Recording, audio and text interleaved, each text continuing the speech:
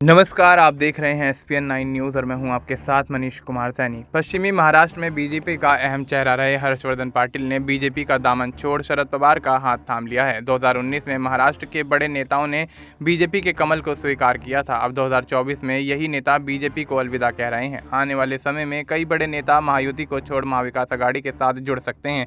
इसकी शुरुआत पूर्व मंत्री हर्षवर्धन पाटिल से हुई है। महाराष्ट्र के 20-25 बड़े नेता महाविकास अघाड़ी में शामिल हो सकते हैं, ऐसी अटकलें लगाई जा रही हैं। लोकसभा चुनाव के बाद राज्य में इस समय महाविकास अघाड़ी के लिए अच्छा माहौल होने की बात कही जा रही है। कई सर्वेक्षणों के बाद राजनीतिक गलियारों में यह चर्चा है कि कांग्रेस, शरद पवार और उद्धव ठाकरे को अच्छी सीटें मिल सकती हैं।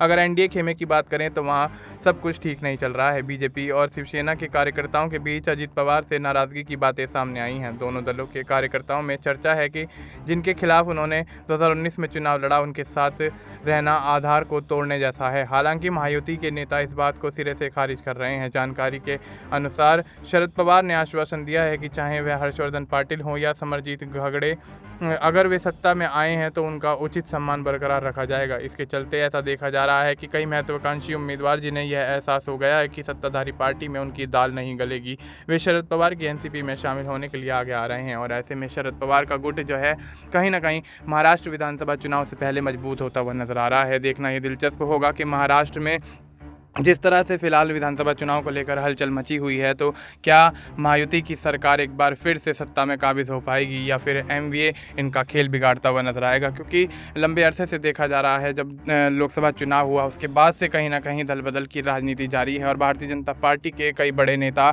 उनको झटका देते हुए नजर आए हैं। ऐसे में इस बीच कहीं ना कहीं जिस तरह से हर्षवर्धन पाटिल ने यहाँ पर पाला बदला है, तो वो अब कहीं ना कहीं शरद पवार के समर्थन में उतरते हुए नजर आए हैं और उनकी पार्टी में शामिल हो गए हैं। अब देखना ये दिलचस्प होगा क्या शरद पवार और उनकी पार्टी महाराष्ट्र के विधानसभा चुनाव में समीकरणों को बदलने या बिगाड़ने में कामयाब हो पाएगी और सीएम शिंदे को यहाँ पर बड़ा झटका लगता हुआ नजर आएगा। और ऐसे में भारतीय जनता पार्टी किस तरह से चुनावी रणनीति बनाती हुई नजर आएगी, ये भी देखना दिलचस्प होगा। फिलहाल आपको इस मुद्दे पर क्या कुछ लगता है, आप अपनी राय हमें कमेंट करके बता सकते हैं। बाकी देश और दुनिया से जुड़ी तमाम जानकारी के लिए आप देखते रहिए एसपीएन 9 न्यूज़।